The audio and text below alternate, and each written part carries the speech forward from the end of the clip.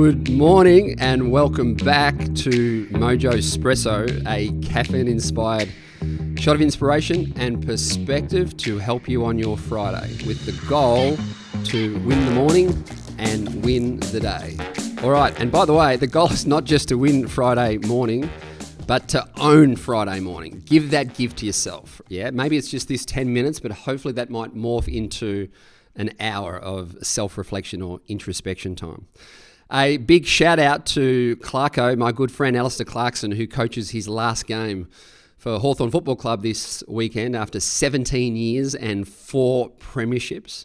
It has been a joy to work with you, to run with you, and to watch you transform so many young boys' lives into good humans first and great athletes second. So all the best to you and Karen in this next chapter, and to all the athletes that are retiring this weekend in the AFL, in particular Dave Asprey and Basher Hooley, two of my favourite Tigers. When you retire, you quickly realise that playing football is what you do, but it's not who you are. There's so much more depth to your life, which makes your next chapters even more exciting. So all the best, and thanks for the memories.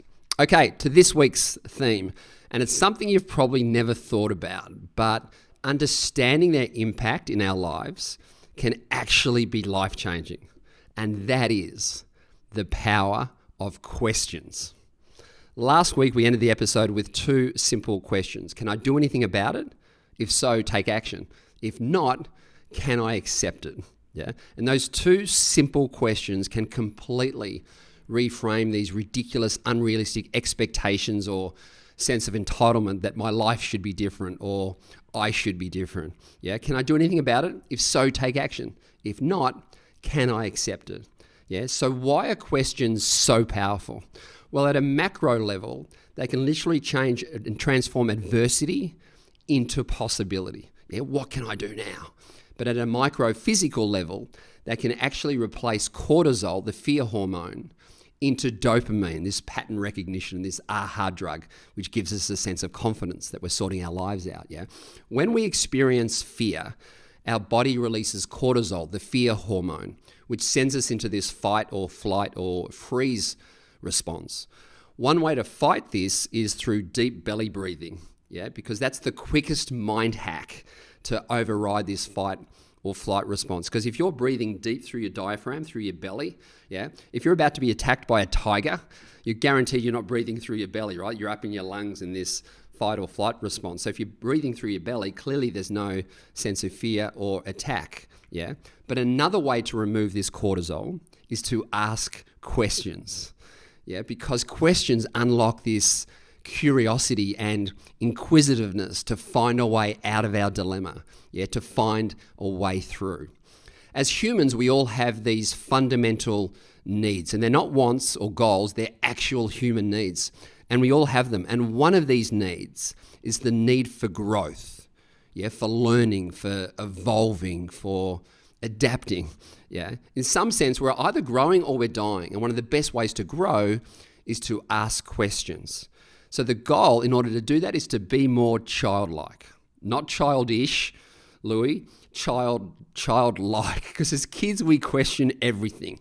Yeah, our brain is rich with wonder. We ask up to 400 questions a day. Just ask any parent of a 2-year-old.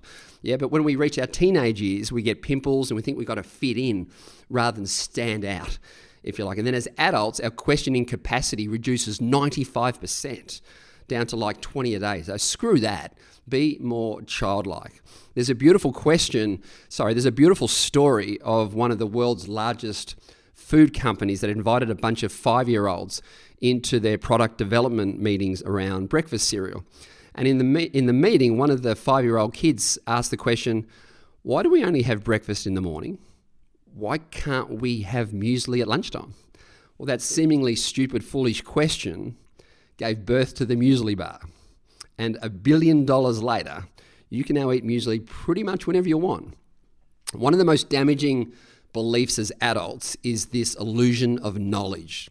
This belief that we've got it all figured out, yeah, that I'm right and you're wrong and I know what I know and certain things are certain. But there's so much we don't know, and that's okay. As Stephen Hawking said, the greatest enemy of knowledge is not ignorance, It's the illusion of knowledge.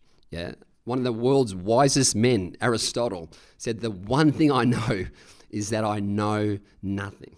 And the humility that comes with accepting that we know nothing, creates this reality that humbles us in the most profound way, and then unlocks this amazing curiosity.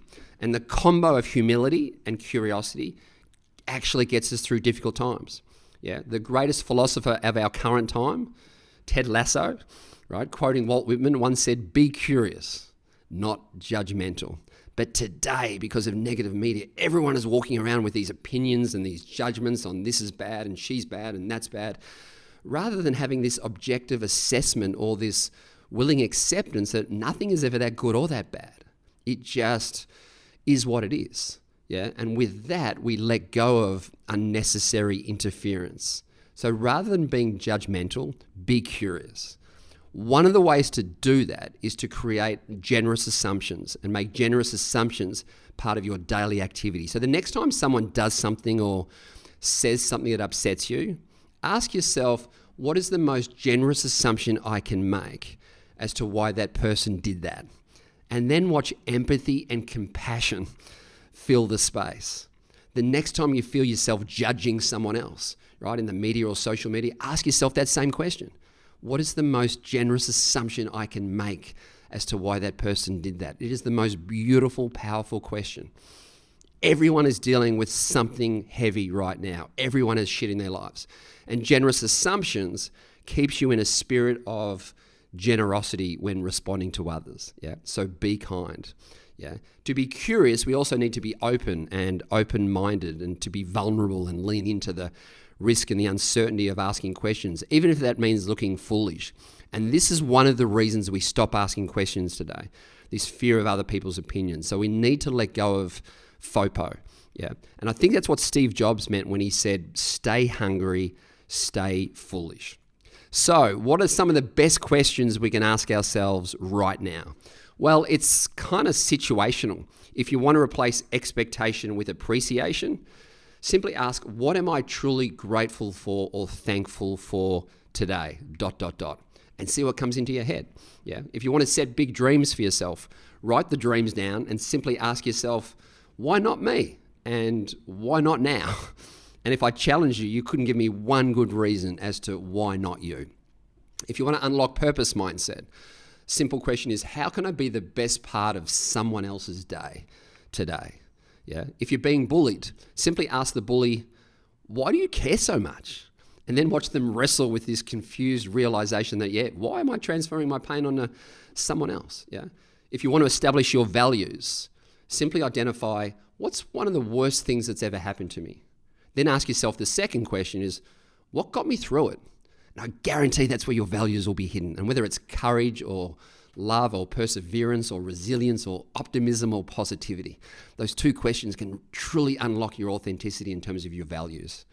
If you want to stop making excuses or rationalizing your life away, or if you just want to have an appetite for the truth, simply ask yourself this incredibly profound question: what am I in denial of here? Yeah.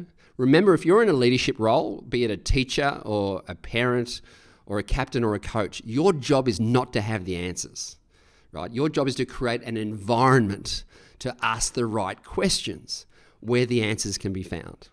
Toyota, one of my favorite companies on the planet, talks to the power of asking why 3 times in a row. If you ask why to someone 3 times in a row, you can completely break down seemingly impregnable business plans or arguments, right? It can do your head in, they drove me mad, but it's incredibly powerful. So just try that if you can today. So much of life comes down to intention, yeah? And one of the simplest and most powerful questions we can ask ourselves is, what is my intention right now?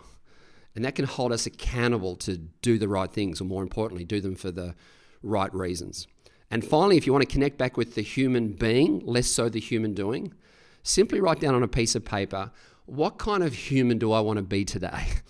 And then whatever words you write down next, whether it's playful, present, grateful, confident, or kind, you can be that person for the rest of your life.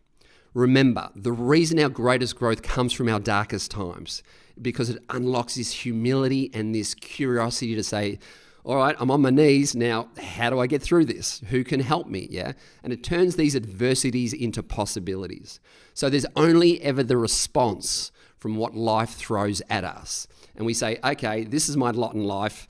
These are the cards I've been dealt. Now ask yourself the question, what do I do with those cards? Yeah. That becomes the interesting thing.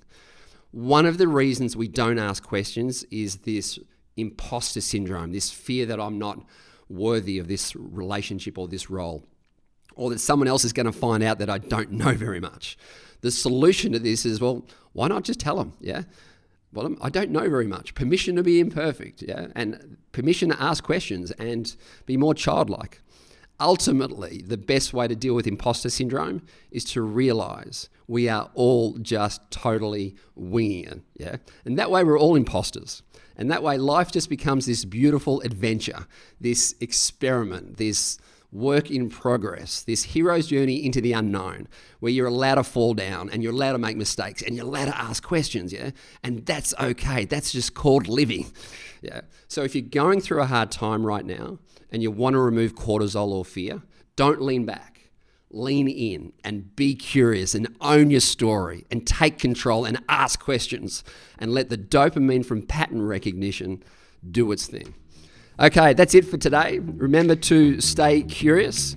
Here's to winning Friday mornings. And I'm going to leave you with this symbol. If you want to know what that means, watch the movie Coda, but definitely bring a box of tissues with you.